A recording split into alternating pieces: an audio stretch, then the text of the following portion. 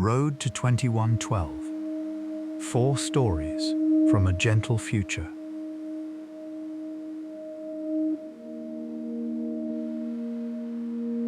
Story 1. Cleanup duty. Right. More to the right. Satsuki stared at the monitor. On the screen, Sora floated against the blue curve of Earth. White armor catching the light. Is this good enough? A little more. How about now? Too far. Sora stopped moving. 2 seconds of silence. Satsuki. What? Your directions are vague. Oh, give me a break. I can't see it from down here, so a little imprecision is inevitable. If you can't see it, perhaps a bit more humility would be appropriate. Satsuki took a sip of coffee. If I were humble, nothing would get done. There. Stop. Orbital cleanup was unglamorous work. Since the space data centers went online, traffic above the atmosphere had multiplied. Satellites, shuttles, supply vessels, and with them debris, flecks of paint, loose bolts, shattered panel fragments, small pieces of junk hurtling at 12,000 miles an hour. Sora's job was to collect it, catch it with a net, compress it, pack it into recovery capsules. Satsuki's job was to watch from below, calculate trajectories, designate targets, relay instructions. It never made the news. No one wrote articles about it. But if no one did it, satellites would fail, and the data centers would go dark. Next target, 3 o'clock, 400 yards out. Copy. Moving now. On the screen, Sora fired its thrusters. The white armor rotated slowly. Ease off the speed. Get too close too fast, and it's dangerous. I know. Good. I know, I said. There was a faint edge of irritation in Sora's voice. Satsuki didn't mind. It was always like this. Capture complete. Inside the net, a glittering shard tumbled. Probably a piece of outer shielding from an old satellite. Size? Approximately 3 inches in diameter. Estimated weight, less than an ounce. Copy.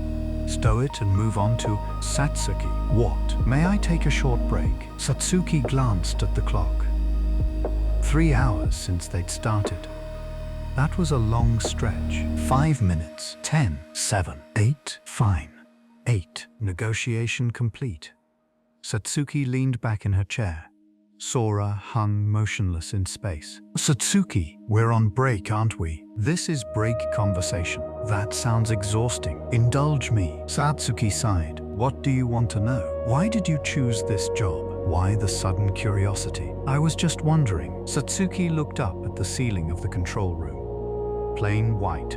Nothing to see. Process of elimination, I guess. Process of elimination. I wanted to work in space, but I wasn't cut out to be an astronaut. Not the body for it. Didn't have the brains for research. So I asked myself what I could do, and this was the answer. Giving cleanup directions. That's right. Giving cleanup directions. It's unglamorous, but someone has to do it. Is it fulfilling? More or less? More or less. At the very least, talking to you keeps things from getting boring. I appreciate that. Satsuki thought she heard a trace of laughter in Sora's voice. Whether a robot could actually laugh, she wasn't sure. Break's over. Next target, 11 o'clock, half a mile out. Copy. Sora began to move. Satsuki watched the monitor, making fine adjustments to the trajectory. Your angle's too shallow. Go higher. Higher, as in which direction? Up from Earth's perspective. You're up, or my up? Oh, just go toward the North Pole. Please say that from the start. Satsuki exhaled. Sora could certainly hear her. It heard everything and pretended otherwise. The work continued. Capture, stow, move. Capture, stow, move. The same cycle, over and over. But one mistake and debris would slam into a satellite. A satellite fails. Communications go down. Communications go down. Someone somewhere suffers. Unglamorous, but the stakes were real. Satsuki knew this. Sora knew this, so they traded barbs and never cut corners. Satsuki, what? That's wrong. Excuse me? Your last instruction. It should be 70 degrees, not 60. Satsuki checked the data. Sora was right. Sorry, that's rare, you apologizing. Shut up. No, I mean it. I'm glad. Glad about what? Knowing that you make mistakes too. It's reassuring, somehow. Satsuki didn't know what to say to that. Hey Sora. Yes. Don't you ever get tired of being up there? Tired how? Don't you ever want to come down to Earth? Sora paused. Not really. Why not? There isn't much I could do down there. Up here, there's something only I can do. That's enough. Something only you can do. Picking up garbage while listening to your nagging. That's the job. Is that supposed to be a dig? It's a fact. Satsuki laughed. She felt outmatched. A large piece of debris appeared. A decommissioned solar panel, roughly 6 feet across. Too big for a standard net. What's the plan? I'll break it apart first, then collect the pieces. It will take time. Any other option? None. Then let's get to it. Satsuki poured another cup of coffee.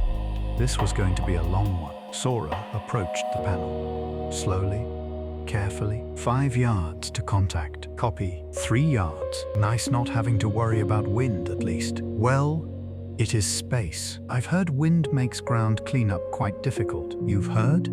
You've never worked on the ground. I know it from data. That's all you know. Perhaps I should try ground cleanup sometime. You'd burn up in the atmosphere. That would be inconvenient. They kept talking. The work kept moving. Satsuki, I could use a hand. With what? This panel is more degraded than expected. It crumbles when I touch it. Holding it steady while cutting is beyond what I can manage alone. Should we call another unit? It would take 2 hours for backup to arrive. So what do we do? You could come up here. Satsuki froze. What? I'm joking. Sora, you're going to give me a heart attack. I know you can't come to space. You can't breathe up here, obviously. Then again, I don't breathe either. Satsuki was lost for words. Is that a dig? It's a fact. Neither of us is built for where the other is. You can't survive without air. I'd break apart on the ground. And yet we do this job together. What's your point? That perhaps you could be a little kinder to me. No, that was fast. If I'm kind, you'll get cocky. I won't. Liar. The panel took 3 hours to dismantle. Satsuki gave instruction after instruction. Sora made adjustment after adjustment. Twice, fragments nearly scattered. Each time, Satsuki's heart lurched. When the last piece was sealed into the capsule, Satsuki let out a long breath. Done. Done. Good work. Good work to you too. On the monitor, Sora rotated slowly. White armor gleaming against the earth. Nicely cleaned up. Yeah, well, thanks to your directions, Satsuki. Don't suddenly compliment me. It's weird. I only stated a fact. Satsuki filed the end-of-shift report and rinsed her coffee mug. Sora, yes, same time tomorrow. More nagging tomorrow? Obviously. I look forward to it. Look forward to what? Your nagging is one of my few sources of entertainment. Satsuki shook her head and laughed. You're a strange robot. I'd rather not hear that from a strange operator. Shut up. Yes. The line went dead. The monitor went dark. The control room was quiet. Satsuki sat in her chair for a while, staring at the ceiling. Tomorrow would be the same kind of day. Nagging and comebacks, and still picking up garbage together. It was unglamorous. It never made the news. But if no one did it, space wouldn't keep running. Satsuki stood, turned off the lights, and left the room. Same time tomorrow. Source: space-based versus ground AI infrastructure. Musk and Huang's competing visions. AscetraJournal.com. As XAI pushes plans for orbital data centers, environmental regulations stall ground-based expansion, while some companies already profit from solar-powered space computing, accelerating the shift to space infrastructure as a solution for AI's massive energy demands.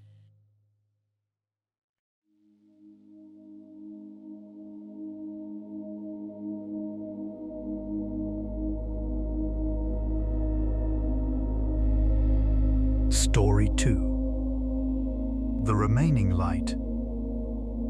The sky had been grey for 3 days. Seo stopped walking and looked up. Thick clouds stretched endlessly in every direction. There was no trace of the sun. Seo, want to take a break? Kai drew alongside him. A thin layer of frost clung to its white armor. No, let's keep moving.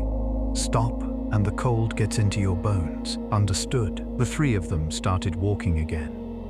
Seo, Kai, Luca, one human and two robots, a survey team crossing the ice. They were on day 20 of the expedition. The mission was supposed to last 3 months, collect geological samples from the polar ice sheet while traversing it end to end.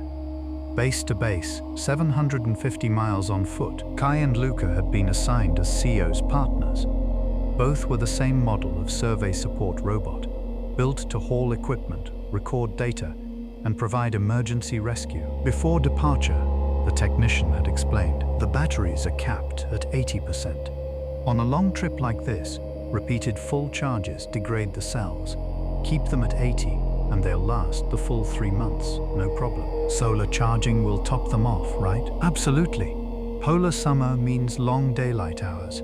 A few hours of sun each day and you're set. That was the assumption, that the sun would be there. The overcast had begun 4 days ago. At first, no one worried. A day or two without sun was normal. But on the third day, the clouds held. And the fourth, Kai's and Luca's batteries were slowly draining. My current level is 62%, Kai reported. Luca was about the same. Once the sun comes out, you'll bounce right back? Yes. A few hours of charging and we'll be at 80, so we're fine. For now. Kai's voice was even, the way it always was. Day 5. The clouds did not break. Seo checked the readouts. Kai at 48%. Luca at 51%. This is bad. We've shut down non-essential functions to conserve power.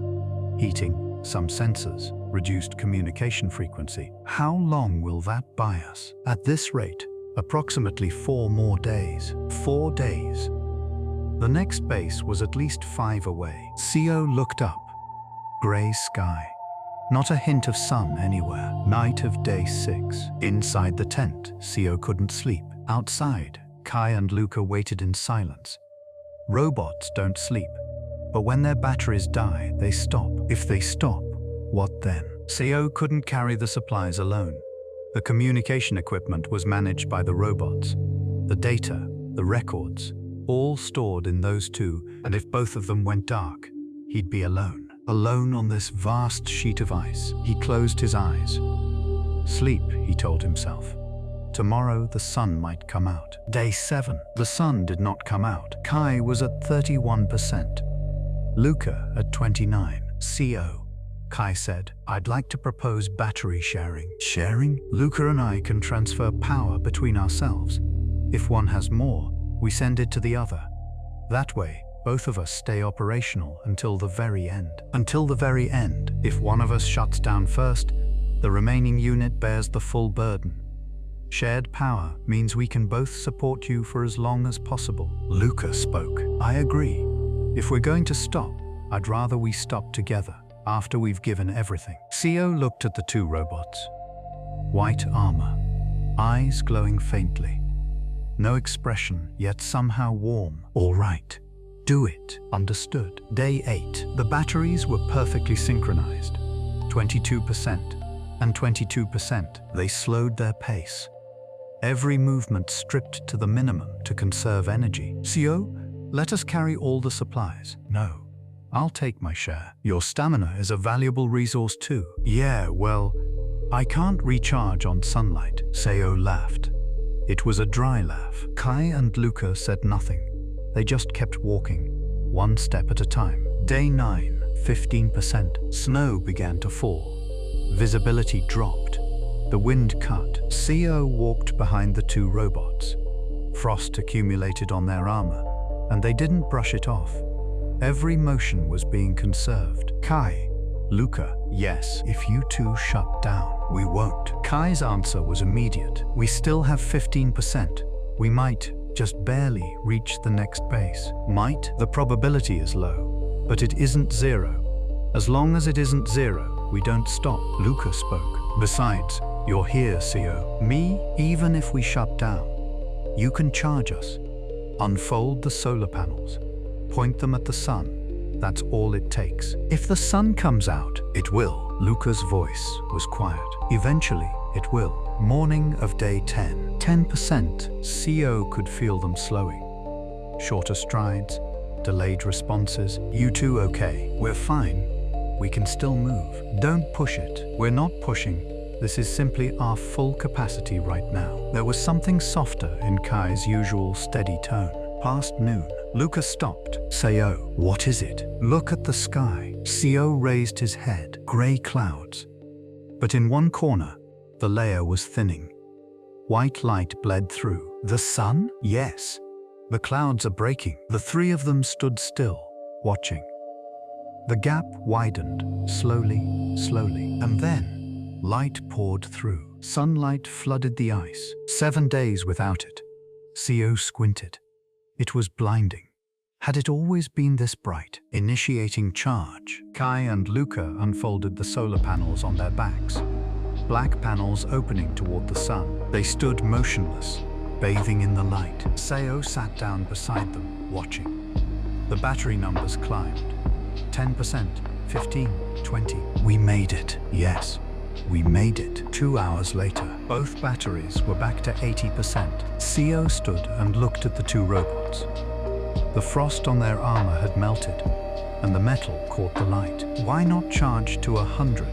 If this happens again, you'd want the buffer. 100% full charge. Wouldn't that be safer? Kai paused. I understand the impulse, but repeated full charges damaged the battery over time. Lucas spoke. We're a 3-person team. To keep going, all 3 of us, we hold at 80. But what if the sun disappears again? Then we share again. We walk to the edge again. Kai said, and if we do shut down? Seo, we're counting on you. Just point the panels at the sun. You can do that. Me? Yes, it's simple, and you're the one who can. Seo tried to say something, then stopped. Instead, he smiled. All right. Count on me. Thank you. The 3 of them started walking again. The ice sheet stretched on. 4 days to the next base. Beyond that, the long expedition continued. The sun was out. How long it would last, no one knew. The clouds might return. Snow might fall again. But they were 3, sharing power, keeping pace, recharging when the light came. That was how they would go on. Seo glanced at the 2 robots walking beside him. White armor, 80% of light. Let's move. Yes, copy. Footsteps echoed across the ice. 3 sets. Falling together, drifting apart, falling together again. Sharing what light remained, the 3 of them walked on. Source, new macOS beta, lets users set custom battery charge limits. Viscabli.potel. The latest macOS beta introduces a feature allowing users to cap battery charging anywhere between 80% and 100%, reflecting the growing importance of software-based hardware longevity as AI workloads place increasing strain on local devices.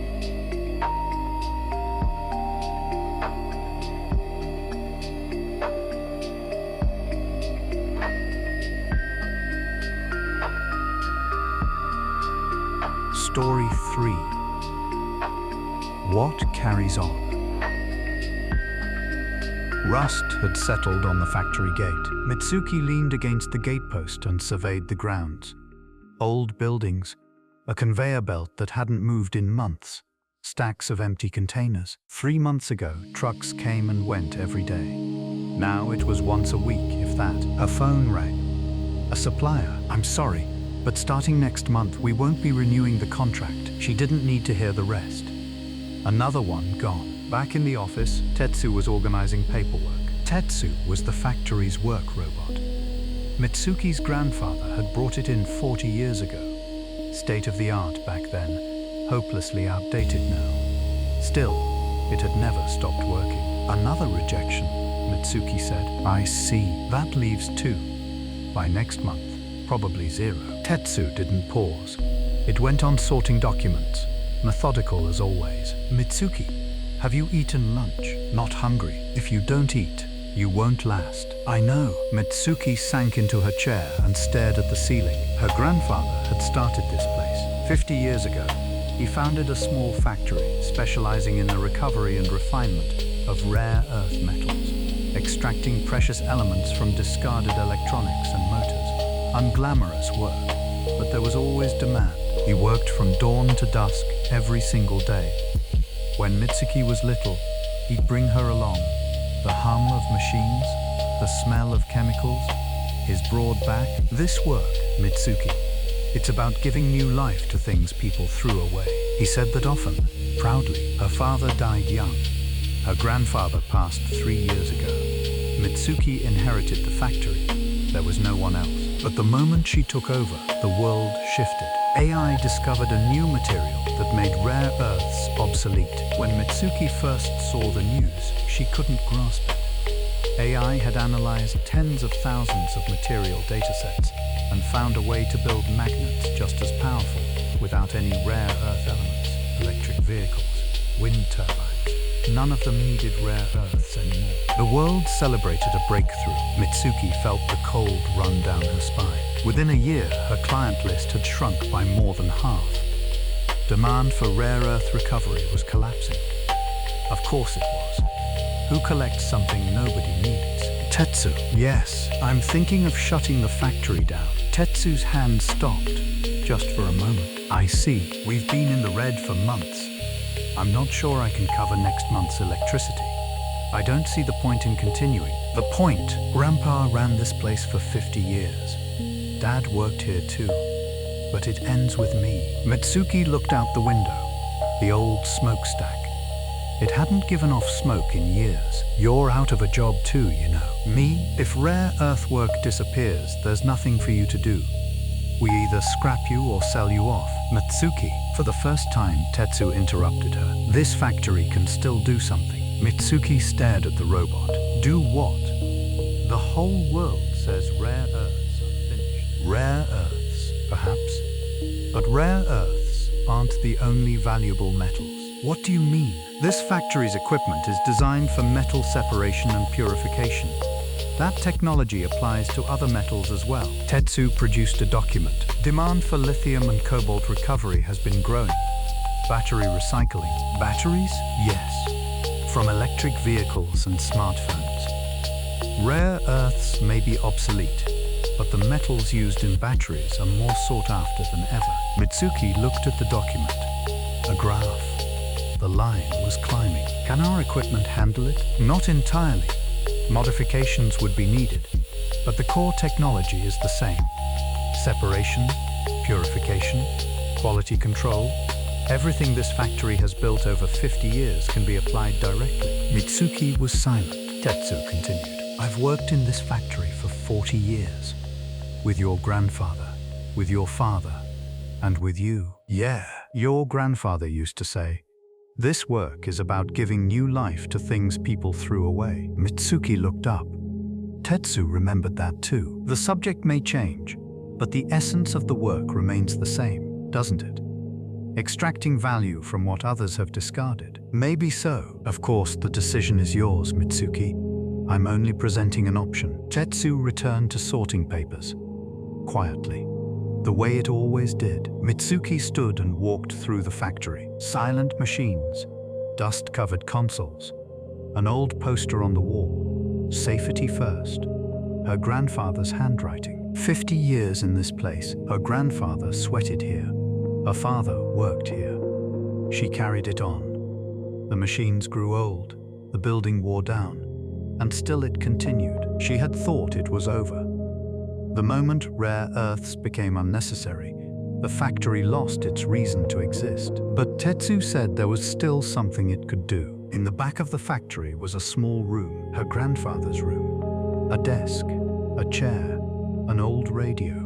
Mitsuki sat down. She opened the desk drawer. Notebooks, dozens of them, filled cover to cover in her grandfather's handwriting. Temperature logs, chemical formulas, refinement procedures, decades of trial and error. Technology is meant to be passed on. She could almost hear his voice. You carry it, then hand it to the next person.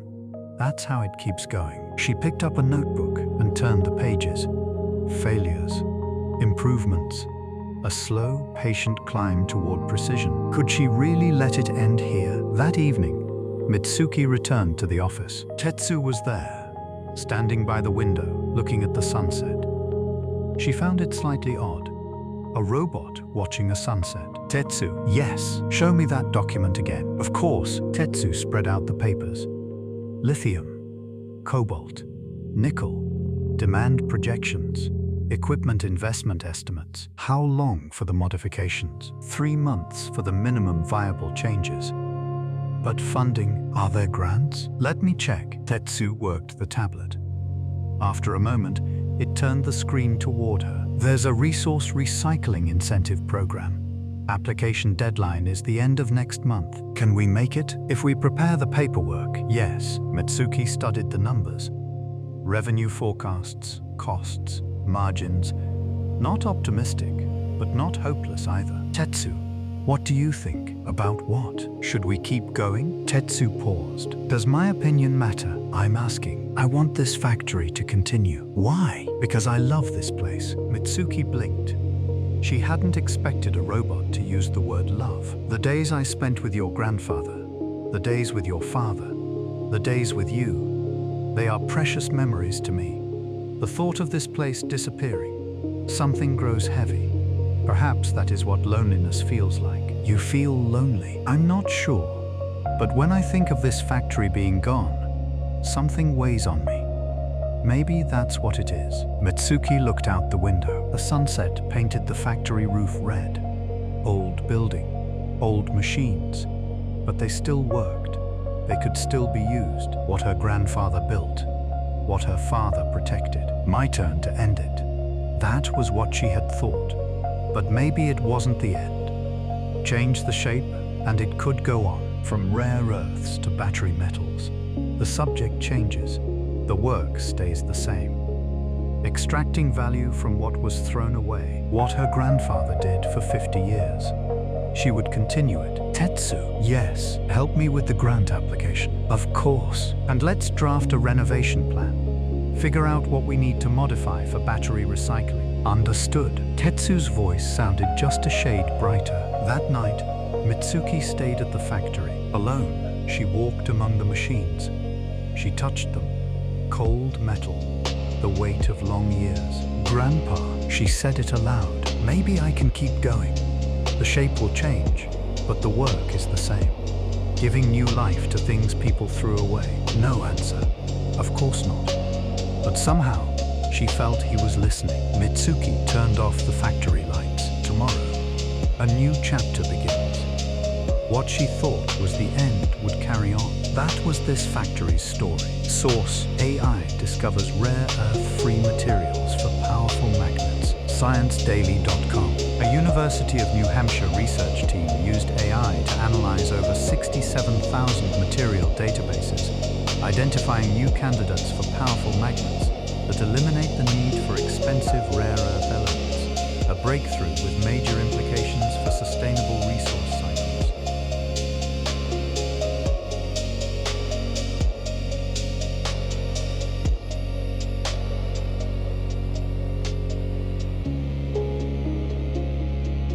Story 4.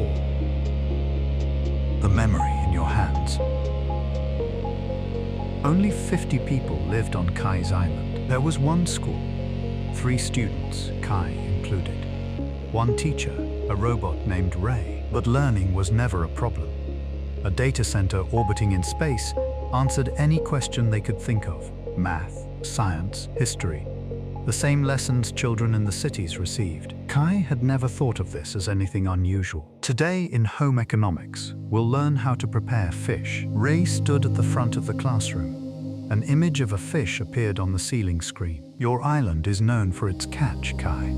Today we'll learn how to fillet a horse mackerel, 3-piece style. The steps appeared on screen. 1.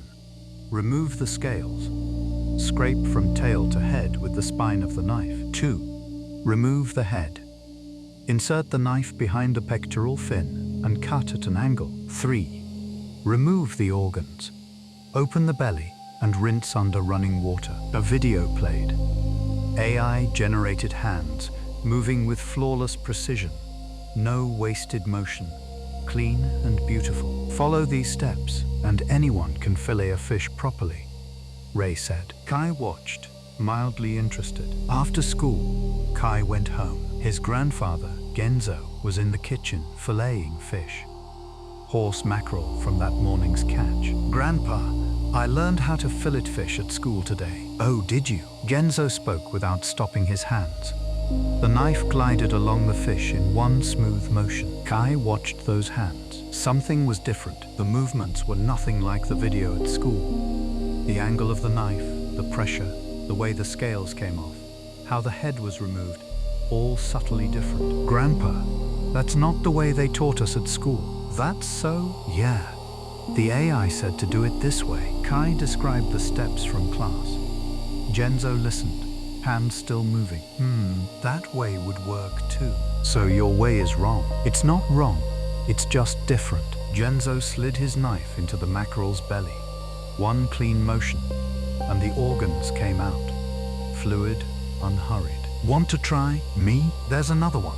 Go ahead. Kai picked up the knife. The mackerel lay on the cutting board. Silver body, still slightly slippery. He tried it the way school had taught him. Remove the scales. Scrape from tail to head with the back of the blade. It worked. Scales flew, but they came off. Remove the head. Insert the knife behind the pectoral fin. Cut at an angle. That worked too. A little crooked, but it cut. Not bad, kid. Hey, remove the organs. Open the belly. Rinse underwater. Done. Following the AI's steps, he had filleted the fish. Grandpa, I did it. You sure did. Good job. Genzo nodded. Kai felt proud, but something nagged at him. At dinner, Kai ate the mackerel he had filleted himself. It was good.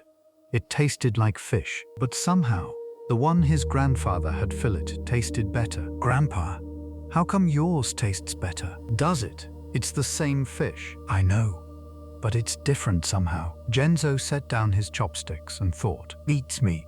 I thought I did it the same way. You didn't. Your way was different from the AI's. Ah, I suppose it was. Genzo looked at his own hands. Thick, gnarled hands. Hands that had filleted fish for decades. I learned from my old man. He learned from his old man before him. It's been passed down like that all the way. Not from AI. There was no AI when I was a kid. Kai found that strange. How do you learn without AI? The next day, Kai asked Ray at school. Ray, I have a question. Yes, what is it? Is there only one way to fillet a fish? Ray paused, perhaps querying the data center in orbit. Good question. Filleting methods vary by region and culture. The method I taught is considered the most common and efficient. So my grandpa's way isn't efficient? Efficiency isn't the only measure. How did your grandfather learn? From his dad.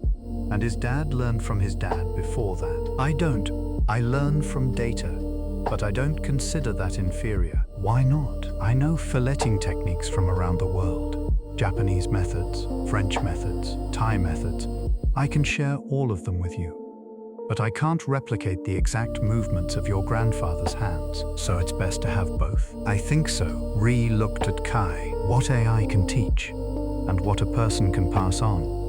Receiving both is a very rich thing. Is it okay to learn from both? Of course. I believe that's the best way to learn. That evening, Kai went to find Genzo. Grandpa, teach me more about fish. We did that yesterday. I know, but I want to learn more. Your way. Genzo looked surprised for a moment. Then he smiled. All right. Come out on the boat with me tomorrow morning. Really? If you're going to fillet fish, you should know how to catch them first. Kai nodded. The next morning, before dawn, Kai climbed aboard the boat with Genzo. The rumble of the engine, the smell of salt, the sky brightening by degrees. When they hauled in the net, mackerel and sardines leapt and thrashed. Silver bodies flashing in the early sun. Beautiful, Kai said. It is. Never gets old. Genzo sorted the fish one by one, checking size, checking freshness, separating them with practice speed. Grandpa, did your dad teach you how to tell fish apart too? He did. Went out on the boat with him every day and watched. Every day? Every day. For years. Kai watched his grandfather's hands. Big, wrinkled hands. hands that held each fish gently. "Your hands are amazing, Grandpa." "What's amazing about them? It's like they understand the fish." Genzo laughed, a little embarrassed. "I wouldn't say understand. I've just been at it a long time. Back home, they filleted fish together. Genzo showed him how. Kai tried. When he struggled, Genzo placed his hands over Kai's and guided them. It wasn't the flawless explanation AI provided. Mostly it was, like this, see, and a little more this way. Words that barely qualified as instructions. But when their hands touched, Kai felt something pass between them.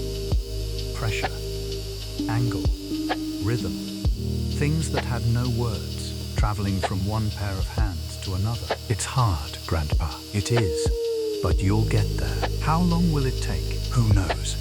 Took me years." Kai looked at his own hands. Small, clumsy hands. But maybe one day they would understand fish too. That night, Kai spoke to the AI on his tablet. "Hey, tell me more about preparing fish." "Of course. What kind of fish would you like to know about?" "Besides mackerel." "All kinds." The AI taught him filleting techniques from around the world. How to butterfly a sea bream. How to make simmered mackerel in miso. The French method for Munir. Kai wrote it all down. He'd show it to Grandpa later. Maybe some of it would surprise him. AI's knowledge and Grandpa's hands. He'd take both, not one or the other. Both. That's the best way, Ray had said. Kai agreed. Stars were visible through the window. Somewhere out there, the data center floated in orbit. A place filled with all the world's knowledge. But the memory in Grandpa's hands wasn't up there. It existed only on this island. Passed from Genzo to Kai, and someday, maybe from Kai to someone else. Kai opened and closed his hands. Hands that hadn't memorized anything yet, but hands that would. Tomorrow, he'd fillet fish with Grandpa again. He'd ask the AI even more questions. Learn from both. Make both his own. That was life on Kai's island. Source: SpaceX seeks FCC approval for Mega AI data center constellation. Lightreading.com. SpaceX has applied for FCC authorization to launch up to 1 million satellites for a proposed solar-powered data center constellation in orbit, aiming to run AI models in space, free from the power and cooling constraints of ground-based infrastructure.